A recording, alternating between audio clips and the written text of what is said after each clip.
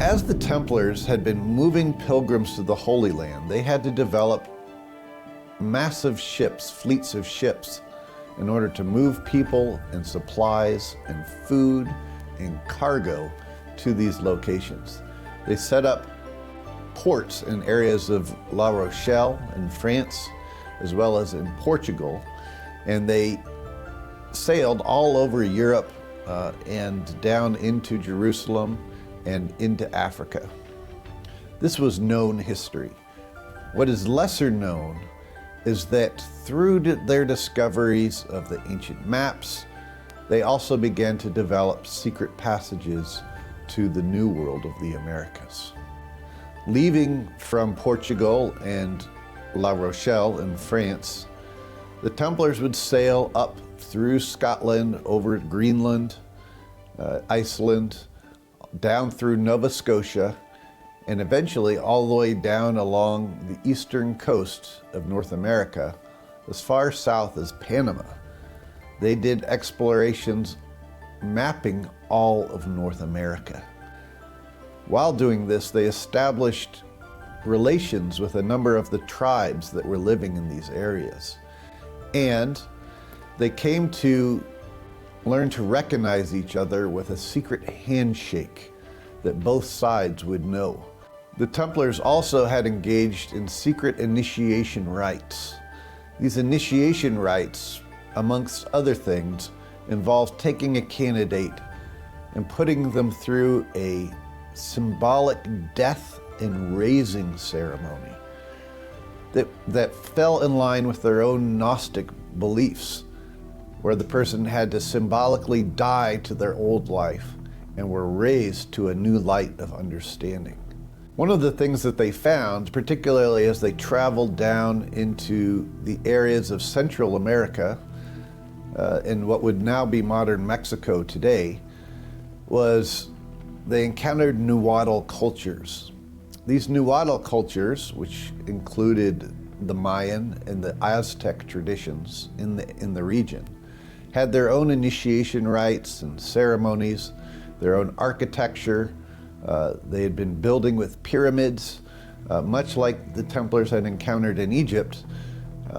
And so, as the Templars encountered this, they found this as proof of the ideas of this lost civilization of Atlantis that the Templars had become exposed to.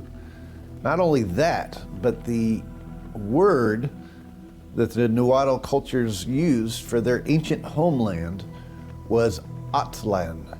And Aztlan, they said, was an advanced civilization that they had come from that had been wiped out by a cataclysm, and that the people, the Nahuatl culture, had escaped on boats from this cataclysm and then settled in the area of the Americas. Well, it wasn't too far of a stretch to find that Aztlan was a lot like Atlantis that Plato talked about. So this was quite a revelation. So even to this day, if you go and you look at the artwork of these different native tribes in the region, it is not uncommon to find the red Templar cross, equal armed cross, being used by all of these tribes because of their close association with the Templars. And while they did this, they exchanged this secret hand grip, which to this day is still being used by these native tribes and by the Templars. It's the same grip. One of the other symbols that was used by the Templars, and that you also find being used by these cultures, including the Nahuatl cultures, was the symbol of the squared circle. This symbol was to the Templars, was a symbol for the philosopher's stone of alchemy. The square represented physical reality, and the circle represented spiritual reality. And as they come together, it represented spiritualizing the material and materializing the spiritual. The same meaning for their Templar crosses that they wore on their chests. Another way of depicting this symbol of the square and the circle coming together was the implements of the square and the compasses that has now become associated with Freemasonry. In the earliest temples of Templars, including the Church of St. Sergius and Bacchus in Constantinople, where Hugh de Payens and Godfrey de St. Omer were initiated, on the pillars in this building to this day can still be found the square and compasses next to an Egyptian ankh. This alludes to this tradition that the Templars had inherited. The other symbol that was common was the symbol of the trident. This was a symbol that was associated with Poseidon in antiquity, and who was believed to be the god of Atlantis. This symbol of the trident was something that the Templars also used as a symbol. In fact, to this day, the Grand Master of the Templars has this symbol present with him when he speaks in a temple. One of the structures that the Templars built in Europe after their travels to the New World was a chapel in northern Scotland known as Rosslyn Chapel, not far from Edinburgh. Rosslyn Chapel has within it a number of ideas from the philosophies of the Templars, but some of the most important things that are found in there that is beyond the most people seems to miss is the fact that there are aloe cactus and American corn carved into the arches at Rosslyn Chapel. There's also a flower, it's a trefoil flower, which is a 3-petaled flower that can be found carved in the Rosslyn Chapel, and the only place you can find this is in North America. Not only this, if this were not enough, also found throughout Rosslyn Chapel is depicted Mayan pyramids that are carved towards the ceiling in Rosslyn Chapel. This was in commemoration of the close connection between the Templars and those Nahuatl cultures, the Mayan, the Aztecs, and others in North America. The fact that we find these things from North America carved in Rosslyn Chapel, and keep in mind, Rosslyn Chapel was completed by 1420, which was 72 years before Columbus ever sailed to the New World, gives evidence of the fact that the Templars were in fact in the New World prior to Columbus. One then asks, well, how did Columbus fit into all of this? Some have in fact accused Columbus himself as being a Templar. But in fact, Christopher Columbus had figured out that there was something across the Atlantic. He wasn't sure how to get to it. So he went to the Grand Master of the Order of the Temple. His daughter was in a convent, and Christopher Columbus pulled her out of the convent, married her to try to get the maps from her, figured out how to get to the New World. At this point, he went to Portugal, asked them to fund him to go to the New World. The King of Portugal said, well, forget it, because he already knew that there was something over across the Atlantic, because he had been protecting the Templars, and the Templars had a port there in Portugal. And so he had absolutely no reason to support Columbus. He was already working with the Templars to ensure, as they did their travel and their trade with the natives in the new land. So because of this, Columbus, in a fit of rage, said, well, fine, then I'm going to go to your enemy. So that's how Christopher Columbus ended up going to Spain. Well, Spain, with Queen Isabella, of course, she was a devout Roman Catholic. And it was already suspected that there had been holy treasures that had been snuck out of Jerusalem by the Templars and smuggled somewhere. And it was now looking more and more like they had been moved to the Americas.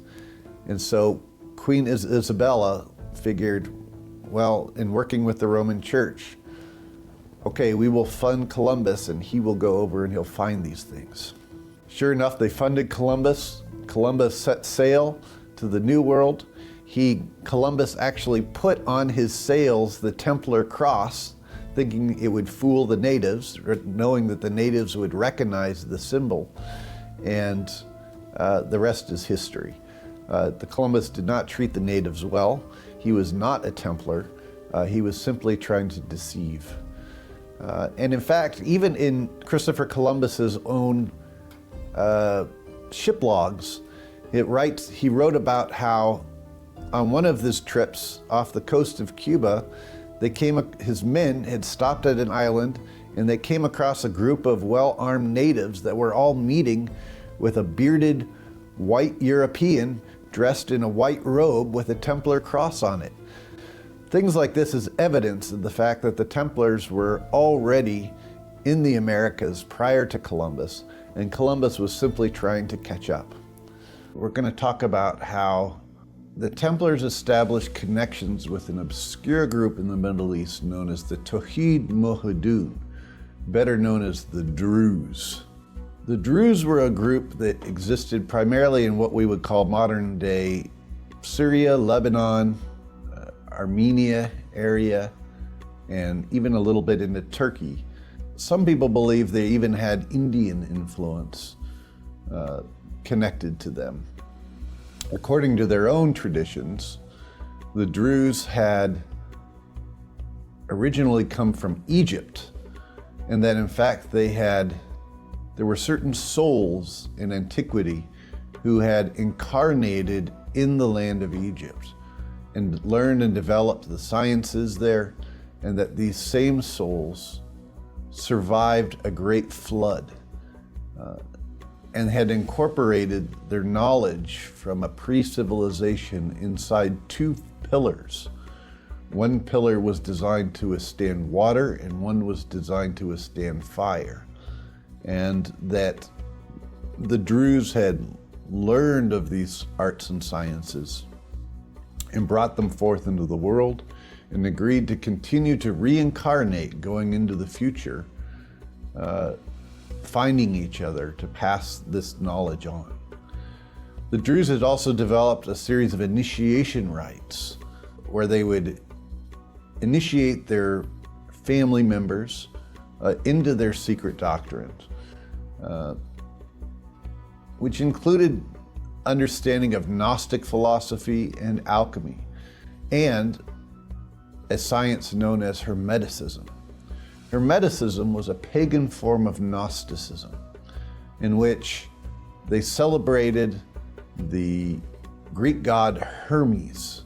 The Druze adopted the symbol of a five-pointed star of different colors, and each point of this star represented how Gnosis manifested in the world, and they became known as the great builders throughout the Middle East. In fact, even some Druze traditions to this day claim that they were the original builders of King Solomon's temple. The Druze also adopted secret forms of recognition amongst each other, as well as a secret hand grip, which was shared amongst the Templars, and their special greeting in which they would say Mohibin, which means welcome to the loving place, or welcome to the place of the heart in Arabic. It comes from the Arabic word mahaba, which is just means to love in Arabic. So they consider themselves loving people who build their temples at the highest hills and the lowest valleys of places throughout the Middle East. The Templars encountered the Druze and established close friendships with them, which continued to this day, our modern day.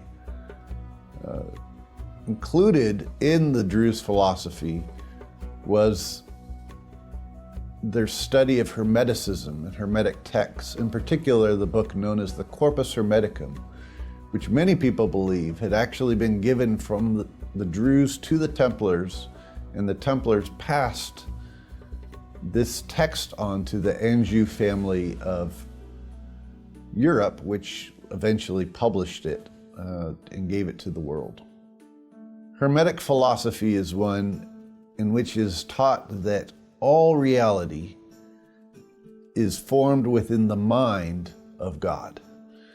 In fact, it's taught that the only way, if God is all that is, the only way that God can create is within his mind, because there's nothing outside of himself.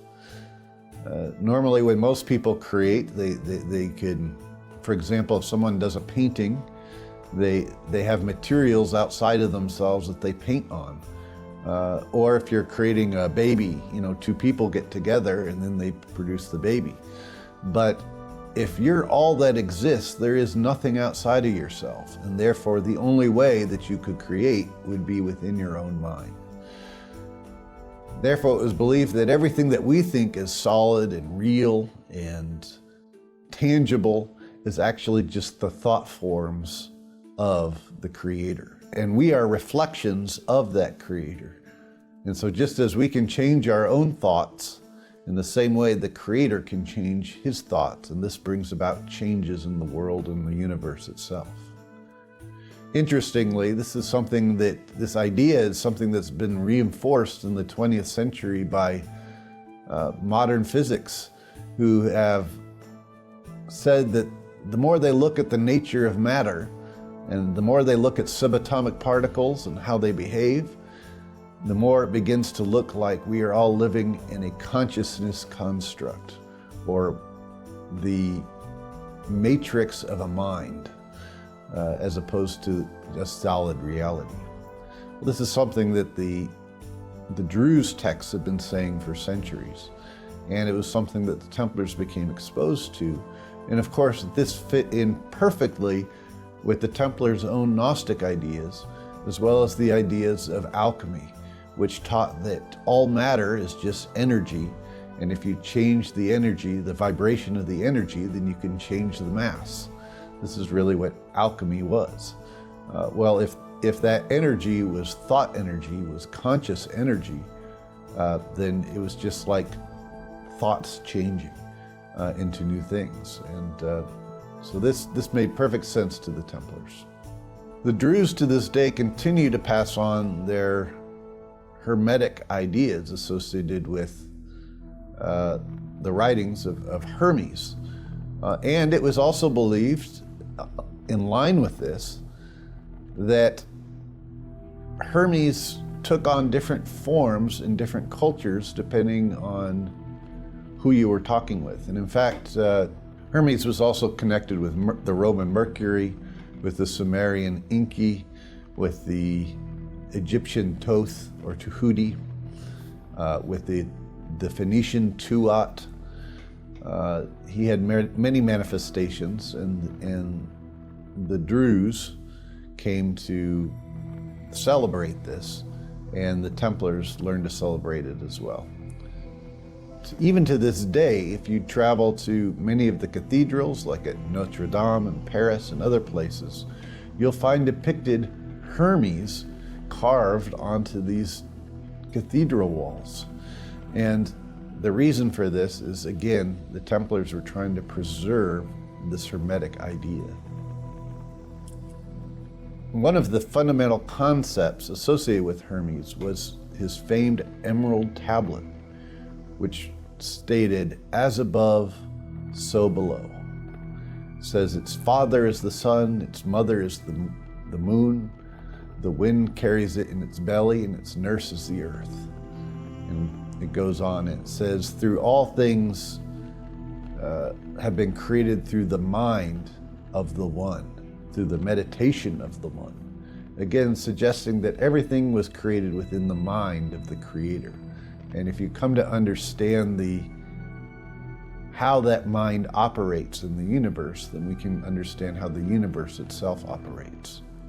This was of great value to the Templars, not only in their alchemical operations, but within how they set up symmetry and proportion and architecture in the buildings that they were building. It also tied in directly with their study of astrology. The Templars became interested in how the stars were aligned and how we can reflect the alignment of the stars on temples on Earth. In fact, the very word temple itself comes from how a building is aligned with the stars. You know, Templar comes from temple, and temple actually comes from this word for time, and that the word time related to how the buildings were aligned with the stars and how the stars made progression through the sky. That's what gave us time itself. The Templars were fascinated by this, and they tried to set up an order and a symmetry with their buildings and with the things that they were doing based on this order and this symmetry. The Templars were obsessed with this, and they even believed that this emerald tablet may have been the tablet of testimony alluded to within Genesis, or the Old Testament, in which Moses was actually said to have a number of tablets. The first tablet he brought down, called the Tablet of Testimony, he deemed that the people weren't ready for it. So he smashed it and didn't give it to them. The second set of tablets that he provided then being the Ten Commandments. It's believed that Moses himself was probably an alchemist, studying Hermetic philosophy. In fact, according to the Templar tradition, Moses had been on Mount Sinai, had been learning alchemy, the mystery of the burning bush, the fact that he had this revelation and he came down with soot on his face from working with the ovens, the Athanor ovens, the fact that he was able to burn a golden calf into a white powder. Well, everyone knows gold melts, it doesn't turn into a powder unless you apply alchemical processes to it. These are things that suggested that Moses himself was a student of alchemy, and the Templars were fascinated by this. Even more so, one of the symbols of Hermes, of course, was the caduceus, or the wand of Hermes, which was a wand with two snakes going up it. This wand with two snakes was said to represent, amongst other things, the spinal column and the two lines of energy that move up the spinal column, culminating to the pineal gland, or the pine cone on top of the wand. But it also was said to represent how dualities come together in a third term, how they reconcile in a third term, a middle pillar. This symbolism of the wand or the staff and the serpent became intimately associated with Moses, who himself was said to have been able to turn his staff into a serpent and then back into a staff again, in the manner that the Egyptian priests were able to do. Well, again, these symbols of the staff and the serpent tie in directly to Hermes' wand, which again seems to suggest that it's alluding to this Hermetic tradition, this Hermetic alchemical tradition. And this was something that the Druze were preserving, and it was something that the Templars shared in learning with the Druze. Through further Templar exploration, it was believed that the Templars came across other tablets associated with Hermes, but in the form of Thoth or Tahuti. These became known as the Emerald Tablets of Thoth, the Atlantean. But that is a different story.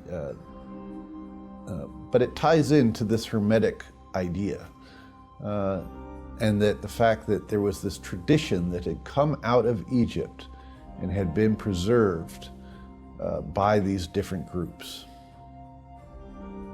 One of the other symbols that the Druze adopted was the symbol of St. George slaying the dragon. This symbol of St. George, they believe, tied in directly to the star Aldebaran in the sky, which was known as the bullseye of Taurus. And they said that there were special cycles associated with this eye, this particular star, and that when it was above the moon, this foretold certain things would happen on the planet. And when it became eclipsed by the moon, that problems arose. In fact, this gave rise to the nursery rhyme that says, "Hey diddle diddle, the cat and the fiddle, the cow jumped over the moon." Well, when the cow was jumping over the moon, this was the constellation of Taurus, going, and the eye of Taurus being Aldebaran, being over the moon, and not eclipsed. So good things can happen. Whereas when it's eclipsed, bad things happen in general on the planet, calamities. This was one of the things that the Druze continued to follow. And of course, Aldebaran was associated with St. George on the planet and St. Michael in the heavens. So much so that even to this day, St. Michael and St. George were patron saints amongst the Templars as a result. And this later got incorporated into the dubbing ceremonies of orders like the Order of the Garter within England, in which when someone is knighted in the Order of the Garter, it's done so in the name of God, St. Michael, and St. George. And the badge of St. George is something that is intimately associated even with England to this day. But it ties in directly to St. George.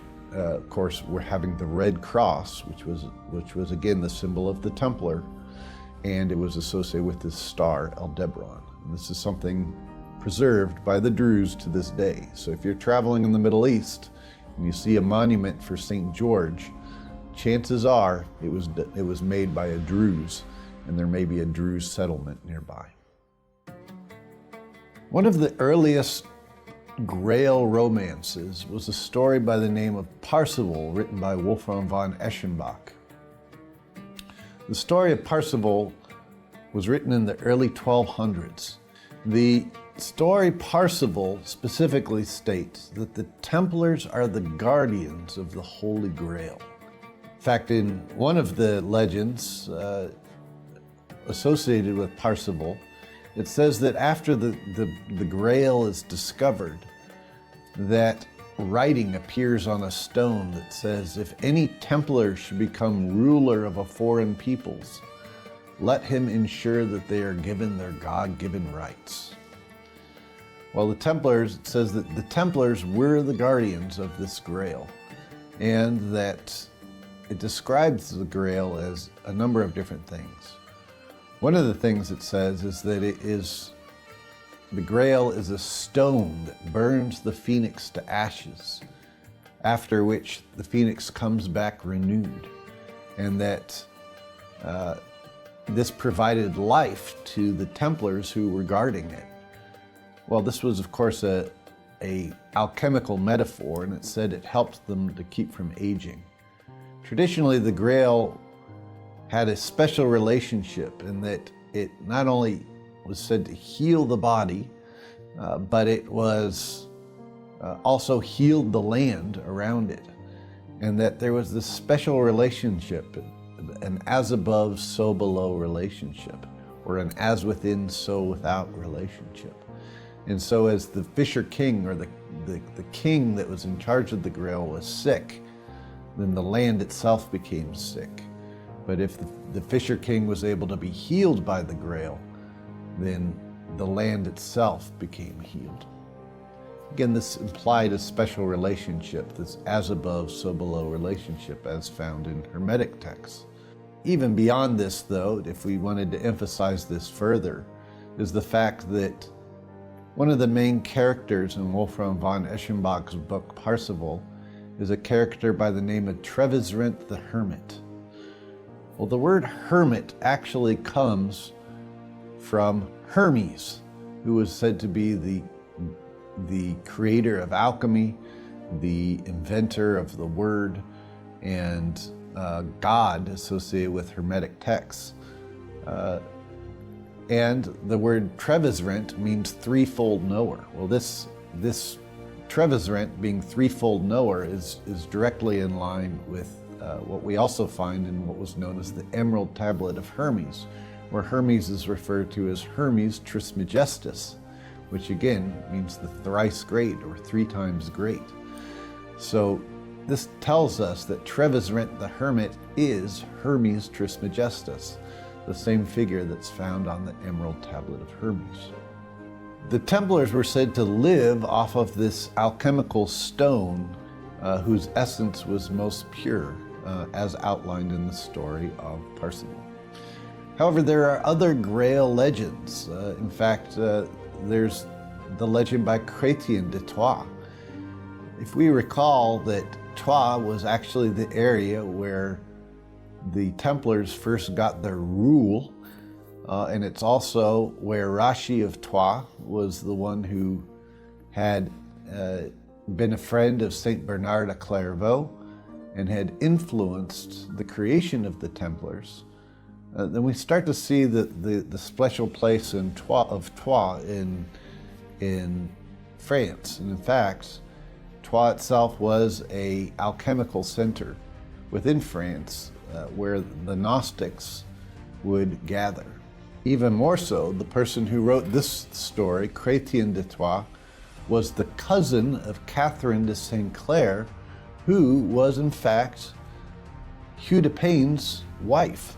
If we recall, Hugh de Payne was the first Grand Master of the Templar Order, and his wife was Catherine de St. Clair, and Catherine de St. Clair was the cousin of Chrétien de Troyes. So there was an intimate connection here between the Templars and the Grail legends. There were other mentions of what the Grail was, though, and so we need to look at these other mentions. The Grail also was said to be a platter in which the head of John the Baptist was rested. Well, this was alluding to this Johannite Gnostic tradition that the Templars were preserving, in which they were being nourished from, connected to John the Baptist. One of the other descriptions of the Grail was it was said to be an emerald that fell out of the crown of Lucifer after the war in heaven, and that there was this war in heaven, and Lucifer's this emerald fell out of Lucifer's crown, and it was brought to earth by neutral angels. Well, again, we should point out that the word Lucifer means light bearer.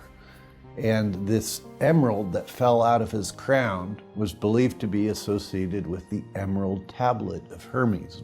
Interestingly enough, the Templar tradition has alluded to the fact that this emerald wasn't actually an emerald, it was a copper acetate, which looks like an emerald. It's crystallized copper, but the name for the ancient alchemical art in ancient Sumer was Graal, Graal.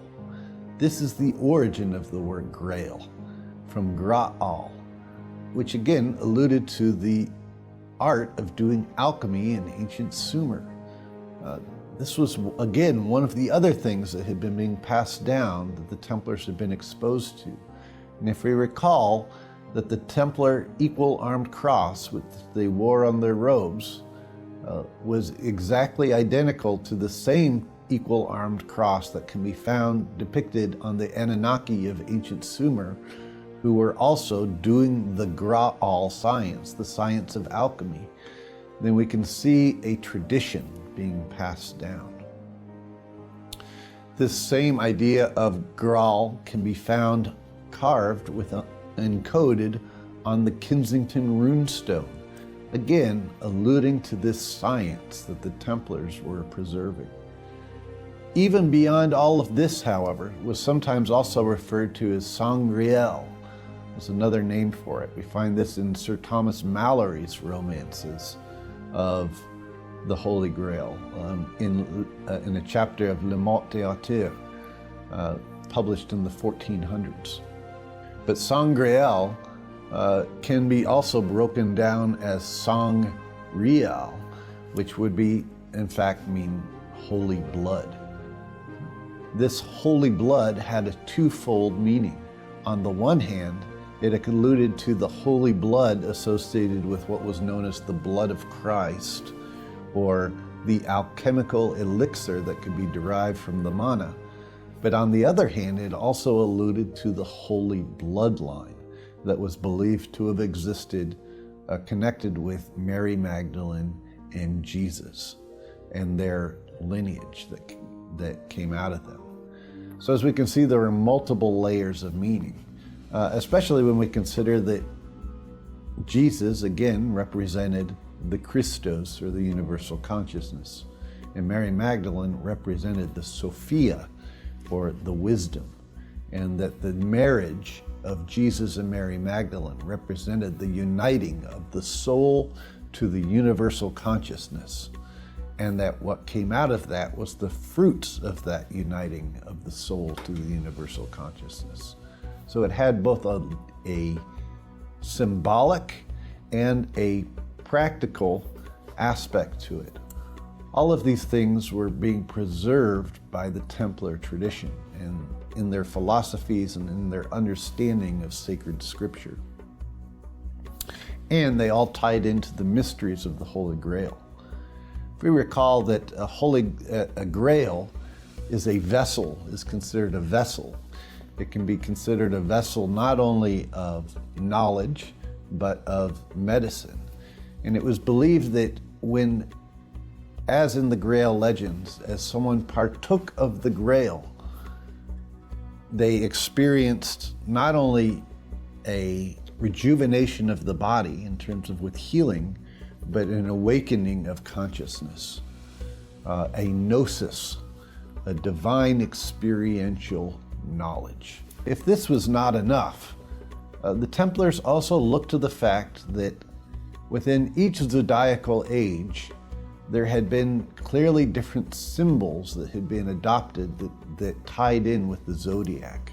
So for example, back during the age of Taurus, the religious iconography at the time depicted bull iconography.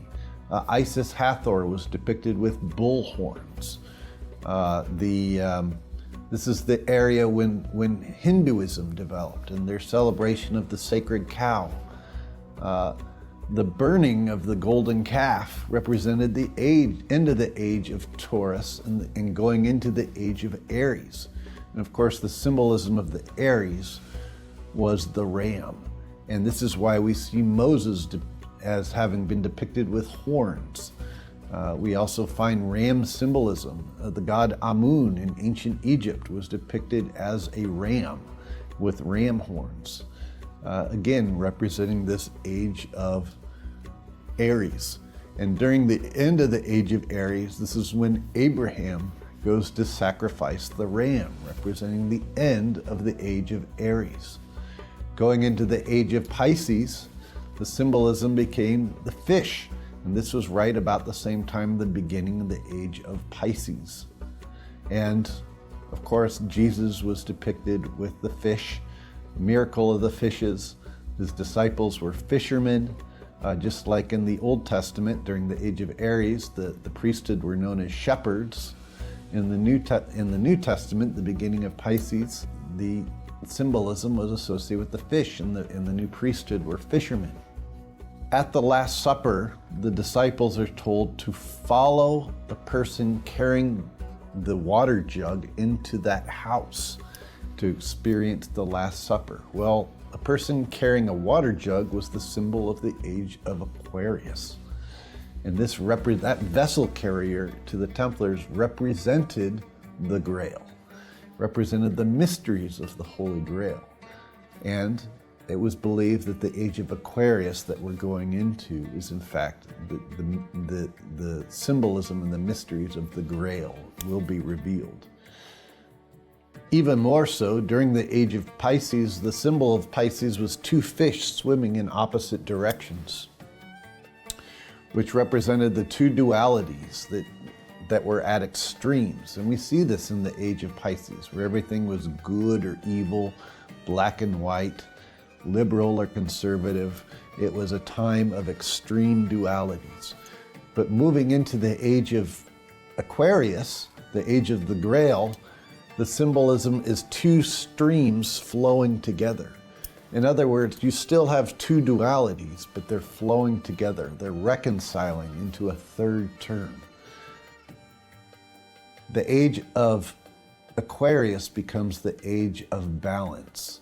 And in fact, we even see this within the story of Parsifal itself. It has been suggested that even beyond Parsifal, alluding to the Partsuf, which was the Kabbalistic tree, the Partsuf El, the face of God, the Kabbalistic tree, which had two pillars balancing in a third middle pillar. In the same way, we're told in the story of Parsifal that his name comes from meaning to pierce the veil, the valley. In other words, a center point between two extremes. So everything in the age of Aquarius that we're going into is one about balance and finding the third reconciling term between dualities. And this was something that the Templars, in their initiation ceremonies and in their secret rites, were trying to point their candidates to. This idea of finding balance in their lives and finding balance in the world itself. This became fundamental to the mysteries of the Grail, the Holy Grail itself. So the vessel then of the Grail becomes many things depending on the context in which it's being used. And again, the Templars are associated with the guardians of this Grail. Even in later Grail romances, we find one of the Grail heroes being Galahad. And of course, the symbolism of Galahad is Galahad has a white shield with a red cross on it. Again, this red cross tying in directly not only to St. George, but also to the Templars themselves, because this was the badge and the symbol of the Templars. One of the other fundamental symbols that we find within the Grail legends are the colors of black, red, and white. These were the colors of the Templars, and they were also the colors associated with Atlantis within the stories of Plato. Plato describes Atlantis specifically as tied into these colors of black, red, and white. Black, red, and white were also the colors associated with alchemy. In fact, every alchemical transmutation starts out turning black, and then turning from black to red, and then from red to white. And this repeats itself 3 times 3. So it goes black, red, white, black, red, white, black, red, white to complete the great work within the alchemical tradition. One of the other symbols associated with the Holy Grail, of course, was King Arthur Pendragon. And it should be pointed out that the word Arthur, or Arturos, really meant bear, and it represented the great bear in the heavens, also known as the Big Dipper. Well, every 13,000 years, the Big Dipper unites with the head of Draconis, the dragon constellation. And when it does this, it forms an Arthur head dragon. Arthur and the head of the dragon, or bear head of the dragon. And it should be pointed out that the word Pendragon, Arthur's last name, means head dragon. So Arthur Pendragon is drawing a map how every 13,000 years these things tie in together in the heavens. Well, 13,000 years ago, the last time that this united, where the constellation of the Great Bear united with the constellation of the dragon, was during the time of Atlantis. And this, of course, was a key to these Atlantean mysteries that were also being preserved by the Templars in these legends. We now come to the sad, temporary ending of the activities of the Templar Order after the tragedy that occurred on Friday, October 13th, 1307, where the Templar Order was suppressed. Having to answer to nobody but the Pope, the Templars had power and influence. Even kings owed them money that they had loaned. Because the Templars had set up the first banking systems throughout Europe, specifically to allow pilgrims to travel from Europe down to the Holy Land. A pilgrim could put their money in a Templar temple in, let's say, the area of London, and then not have to worry about traveling to Jerusalem and getting mugged along the way, because they had Templar protection. And then by the time they got there to the Holy Land, they could go to the Templar commandery in Jerusalem and present a certificate to the Templars there, who had their own secret forms of recognition with each other, and could pull the money out of the repository that the Templars had in Jerusalem. So they were moving money around, and this was outside of the reaches of the kings and the church for the most part. This allowed the Templars to grow in influence and power, and it also allowed power to become less centralized amongst the kings and the Pope, and put much power back into the hands of the people. The Templars were very concerned about giving power to the people. They believed that the future destiny, in fact, of civilization involved people becoming empowered as individuals, and that new institutions needed to be formed that weren't subject to the restrictions of dogma and the whims of kings. As a result of all this, the Templars, while being celebrated, were also somewhat resented by the monarchs of Europe, because monarchs would borrow money from them, from the Templars, and then they would owe the Templars this money. And this was particularly the case with a particular French king by the name of King Philip IV, also known as Philip the Fair. He had borrowed money from the Templars. He hoped to borrow a lot more money in order to pay for his future wars that he wanted to do. In fact, King Philip wanted to make himself the war king of Europe, and he knew he needed money to do this, and he was scrambling to try to find ways to do that. Even beyond this, the Roman Church recognized that the Templar Order was a power unto themselves. The Templar Order had become a multinational corporation that was largely beyond their reach, and so the Pope had hoped to combine the Templar Order with the Order of St. John, known as the Knights Hospitalier, in order that they would fall under the Hospitalier rule and therefore be more subservient to the Roman Church. Well, Jacques de Molay, who was the Grand Master of the Templars, did not want to allow this to happen. He wanted to ensure that the Templars had their autonomy, to ensure that they could continue to do their secret work that they were doing around the world, including in the Americas. And the idea of merging with the Hospitalier just did not seem like a good idea at the time, because it would hinder any progress that they were making, not only on behalf of the order, but on the behalf of civilization itself throughout Europe. Philip the Fair quickly realized that the only way he could get the money that he needed in order to A, no longer have to pay back the debts he owed the Templar Order, but B, to get the money he needed for the wars that he wanted to wage, was to devise a plan to suppress the Templar Order so that he could get access to their wealth.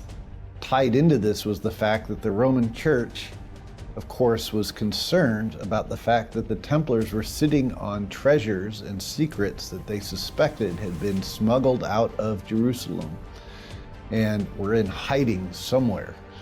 And the Templars and the Roman Church wanted these artifacts from the Templars.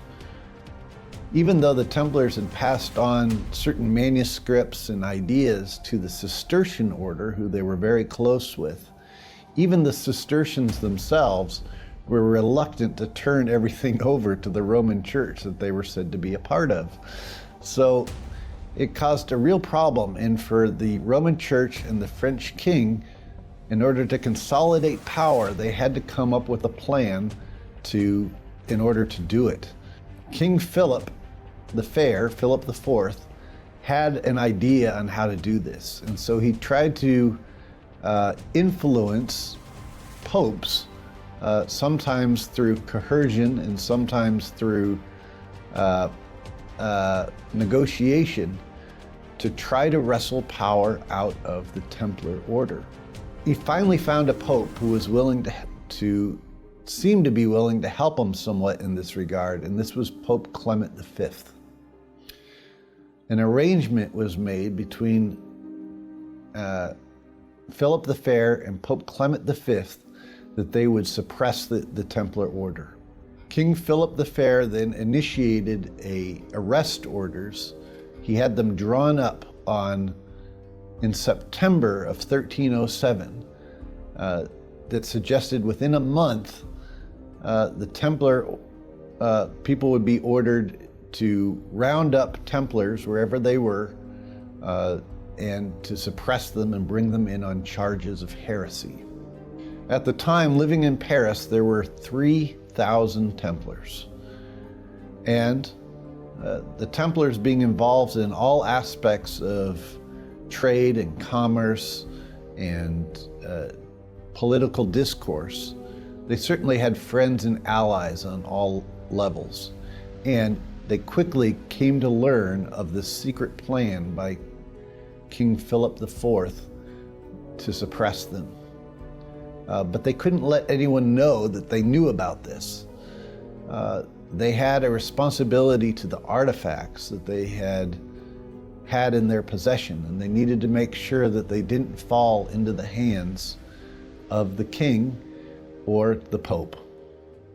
Therefore, between September of 1307 and October of 1307, the Templar Order devised a plan under Jacques de Molay, the Grand Master of the Knights Templar, to secretly move all the money from their Paris commandery building, as well as all artifacts, out of France.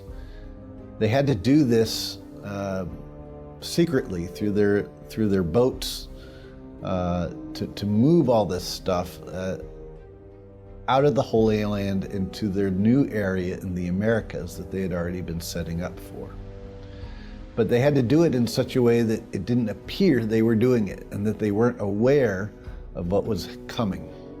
Of the 3,000 Templars that were in Paris, the majority of them, almost 2/3 of them, set to work moving everything out of the country on ships, who sailed away, leaving little over 600 Templars behind to pretend like all was operating as business as usual throughout Paris.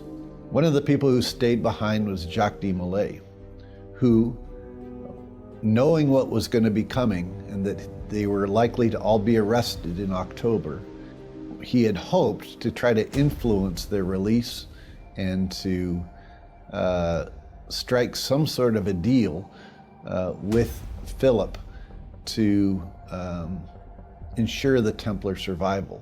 But if the worst should come, if in fact they ended up being executed as a result of being rounded up, at least the majority of the Templars and their artifacts would have been secreted away to other lands into safety.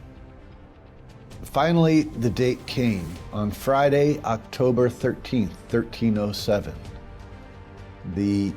Philip's troops had their orders to arrest all Templars within France, and a suppression began.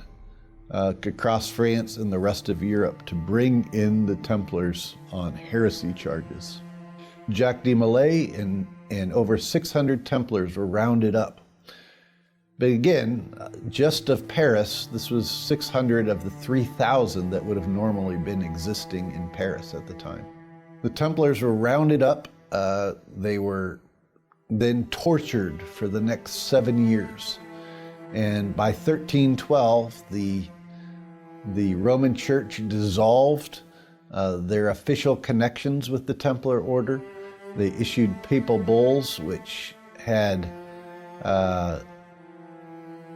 declared that the Templar order was no longer under Roman Catholic patronage, and it was, on outward appearances, appeared to be the end of the Templar order. However, much to Philip's dismay, when he raided the Paris Commandery building, he found that all the treasure had been smuggled out, and all of the ships associated with the Templars had already disappeared. Everything that they were looking for, all the money and the holy treasures, had already been smuggled out prior to the Templars being arrested. This infuriated Philip, because the whole reason why he had arrested them was to try to get this money so that he could use it to fuel his wars. And of course, the Roman Church wanted the artifacts that the Templars had been sitting on. As a result, he knew that the only way he had any hope of trying to get any of this was to torture the Templars that they rounded up, to try to force confessions in order to get the information that they wanted and to figure out where everything was.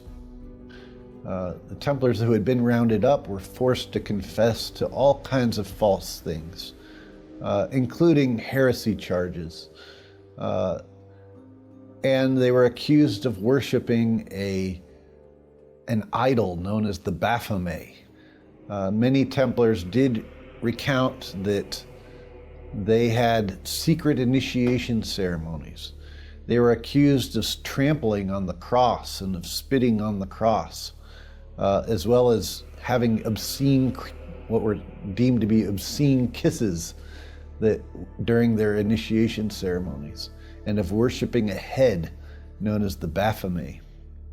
This word Baphomet has now been, as many scholars have pointed out, just comes from the Greek words meaning baptism of wisdom, Baphometus, which was alluding to their Gnostic doctrines, as we discussed, also associated with the Grail legends.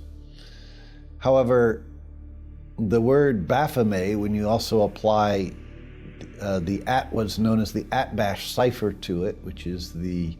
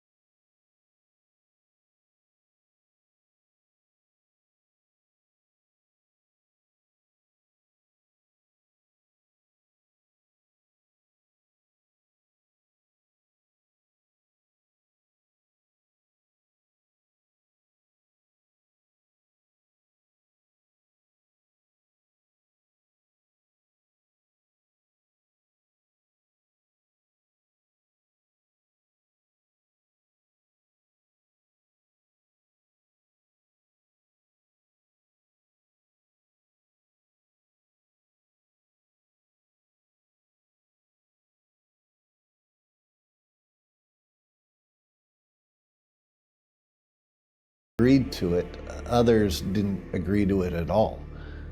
There were some kings like Robert the Bruce in Scotland who He was already excommunicated by the Roman Church. He had no interest in working with the Roman Church and taking orders from them. So he had no problem with not suppressing the Templars that were living in his area. Other kings, like King Edward of England, resisted for long periods of time to even round up any Templars. And when he finally did, he really had no interest in torturing them or getting confessions out of them. But he did imprison them.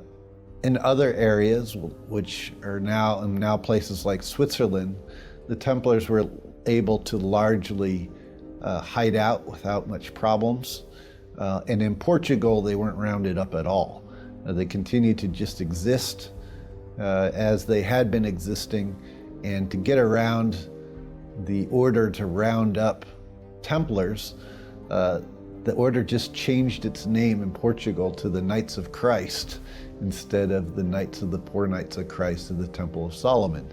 And in so changing their name, they were technically, not any Templars anymore under that name in Portugal, so they didn't need to round any up. This culminated in March of 1314 with the sentencing of Jacques de Molay, the Grand Master of the Templars, to be burnt at the stake, along with several other Templars, including Geoffrey de Charnay, the preceptor of Normandy. Right before Jacques de Molay was burnt at the stake, he recanted his confessions. He said that all Templars were innocent of the charges against them, and he warned that Philip the Fair and Pope Clement V would both join him before God within a year.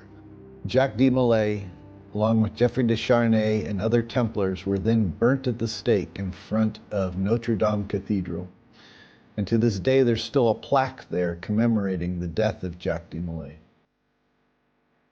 They were burnt in front of Notre Dame Cathedral because, of course, they had helped to build this cathedral. They put their stonemasons had built it up, and so it made sense to Our Lady, who also represented Sophia and Isis, was the last thing that Jacques de Molay saw as he was being burnt at the stake. Roman Church officially declared this being the end of the Templar order. And in their view, it was the end of the Templar tradition. And they wanted the public to know this. However, right before Jacques de Molay had died, while he was in his prison cell, he got the word out because they already knew that the suppression was coming prior to him being rounded up. They had plans in place for the order to survive and for the lineage to continue to be passed on.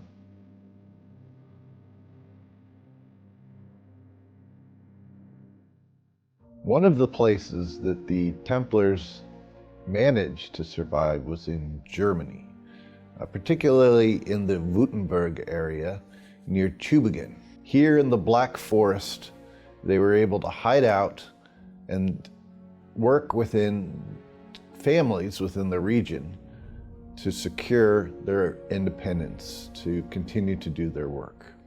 Slowly, they reorganized themselves, reconstituted what they were doing, had certain Templar families that worked together, began to call themselves under a new name. This new name was the Militia Crucifera Evangelica. One of the main luminaries within this tradition by the late 1500s, was a guy by the name of Simon Steudion. And he actually wrote a book called the Neometria, which was dedicated to the Militia Crucifera Evangelica. This book, Neometria, which means measurement of the temple, or holy measurement, is a description of King Solomon's temple, and it examines King Solomon's temple and what all of the different measurements and everything else, how they may allude to Kabbalistic, alchemical, and Gnostic understanding. All the sciences that the Templars had found and preserved during their times of activity.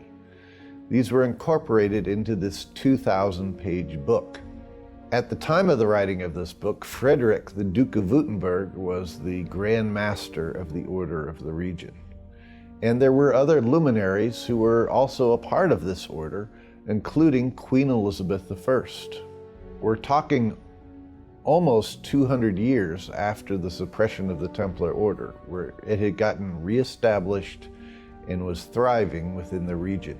Other luminaries that were attracted to and involved in this work include Sir Francis Bacon of England and Johann Valentin Andrea of this area of the Black Forest. In fact, Johann Valentin Andrea lived in the town of Kolf, where his mother was the town alchemist.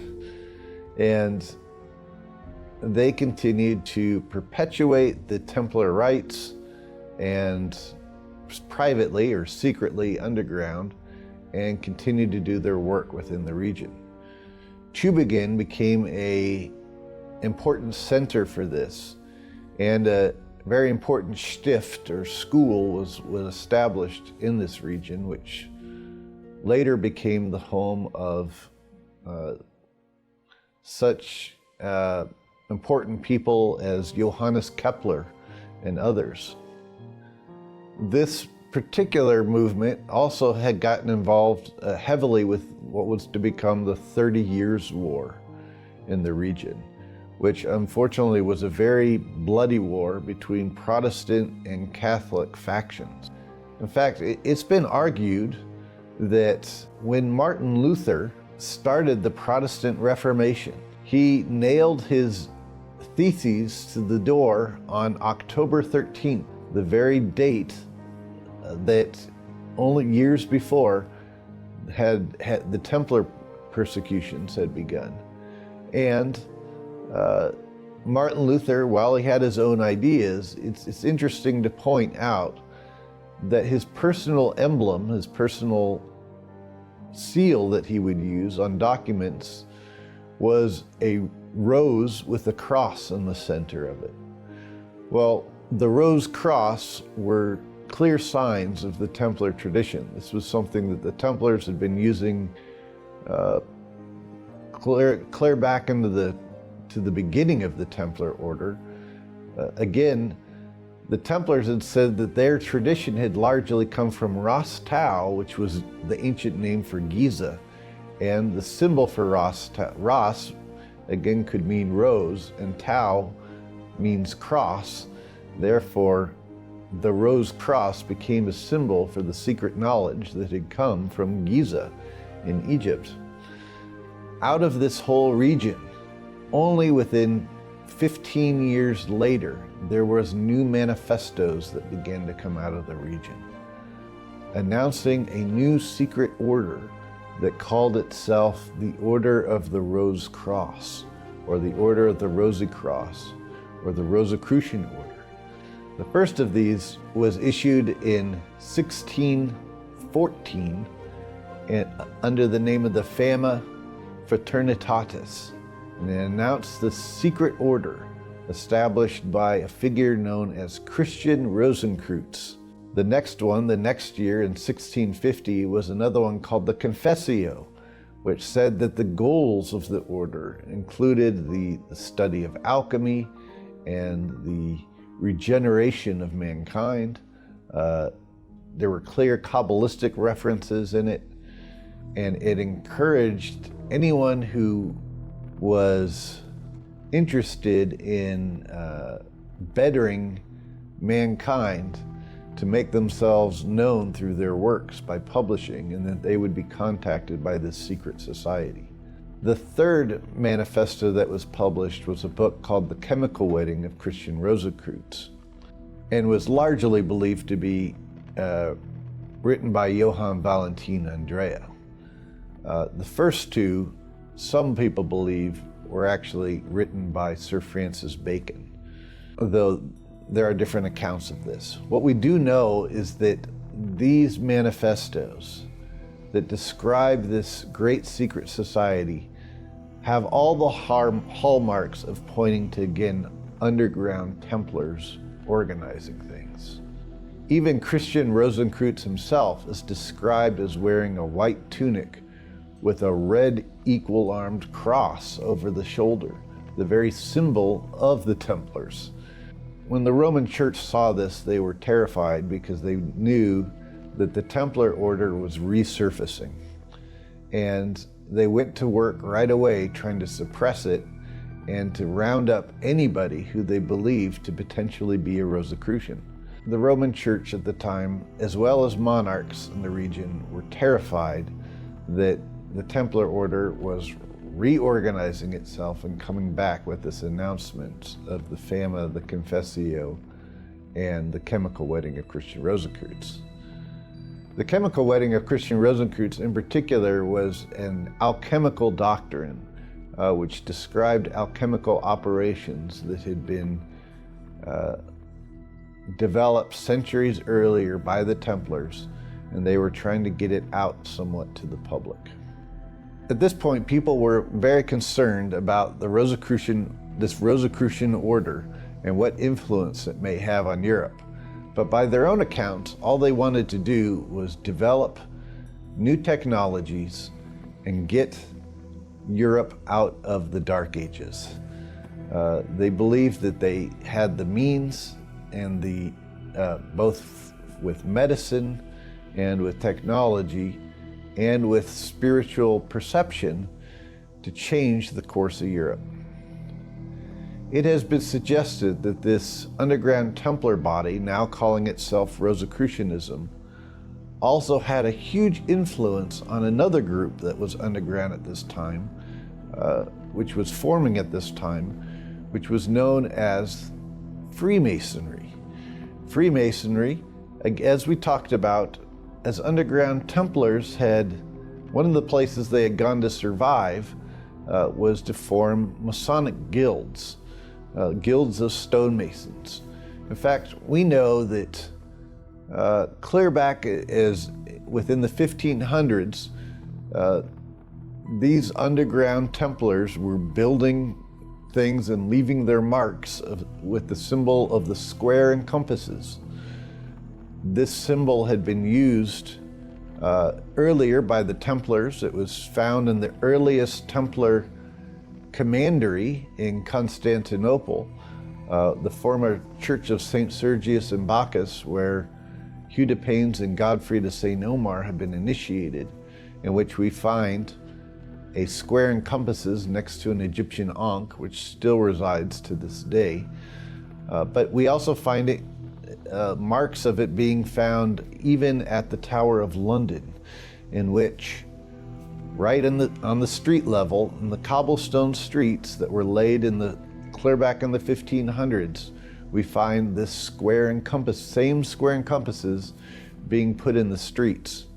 And within 100 years, by 1598 in Scotland, there was under King James, there was a statutes known as the Shaw Statutes. It was named after William Shaw, who was forming guidelines for Masons in the region. And it alluded to signs and grips, something that had been found within the Templar tradition. This had all the hallmarks of the Templar tradition, and the very fact that in 1598 we have both the Neometria being published in Germany and the Shaw Statutes being released in Scotland shows some level of organization happening between the two. All of this started to be structured even more. Ultimately, this structure gave rise to what was to become known as Freemasonry. And in fact, even to this day, the degrees of Freemasonry and the initiations of Freemasonry have all of the hallmarks of the early Templar initiations, including some of the secret words and grips that are used within the Masonic fraternity.